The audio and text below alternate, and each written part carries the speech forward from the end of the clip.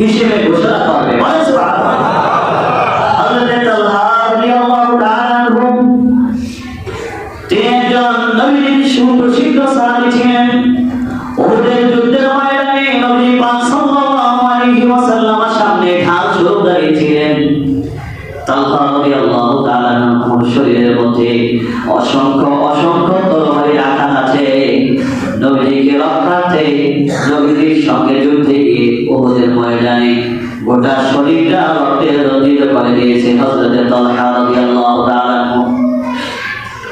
তিনি ব্যবসা করতেন।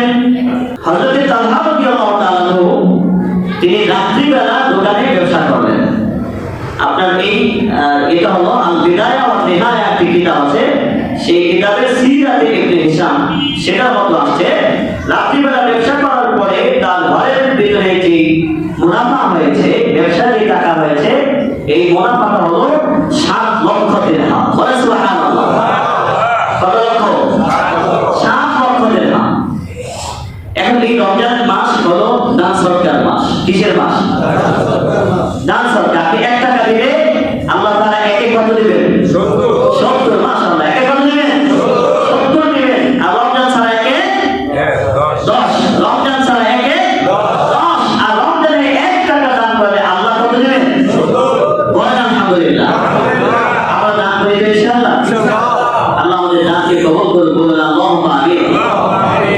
হযরত তালহা রাদিয়াল্লাহু তাআলা চিন্তা করলেন, আমার ঘরের ভিতরে 7 লক্ষ দিরহাম মুনাফা হয়ে গিয়েছে, এখন আমি কি করব কি করব? তিনি চিন্তা করতেছেন। চিন্তা করতে করতে তিনি হঠাৎ করে এমন চিন্তা করতেছেন, তার চেহারা মলিন হয়ে গেল। চিন্তিত অবস্থায় শুয়ে আছেন। এমন অবস্থায় তার স্ত্রী বলতেছে যে তালহা, তোমার কি হয়েছে? তুমি কি এরকম কেন? তোমাকে চিন্তিত দেখাচ্ছে, কারণটা কি? তোমার মনটা একটু মলিন দেখাচ্ছে, কারণটা কি? একই রাতে আমার বেচাকেনা থেকে শুরু করে লাভ থেকে শুরু করে মুনাফায় আমার 7 লক্ষ দিরহাম হয়ে গেছে। বলেন সুবহানাল্লাহ। এখন এই টাকাগুলো দিয়ে, এই দিরহামগুলো দিয়ে আমি ঢুকিয়ে থাকি, এটা কি হয়? কিয়ামতের ময়দানে আল্লাহর কাছে তো জবাবদিহি করতে হবে। বলেন সুবহানাল্লাহ। কেমন স্ত্রী তার? স্ত্রী বলতেছে, তালহা, চিন্তার কোনো কারণ নেই।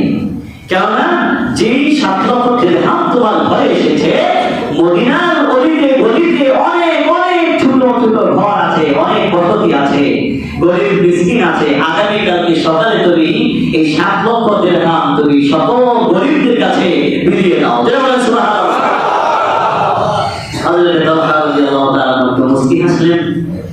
হাসার পরে সকাল হলো, এই 7 লক্ষ দিরহাম নিয়ে তিনি মদিনায় বের হয়ে গেলেন। মদিনার প্রত্যেকটি অলিতে গলিতে বিভিন্ন জায়গায় ছোট ছোট ছোট ছোট পরিবারদেরকে এই 7 লক্ষ দিরহাম তিনি এই পয়সা যা হয়েছে সব আল্লাহর খুশিতে, আল্লাহকে সন্তুষ্টি রাখার জন্য দান করে দিলেন। বলেন সুবহানাল্লাহ।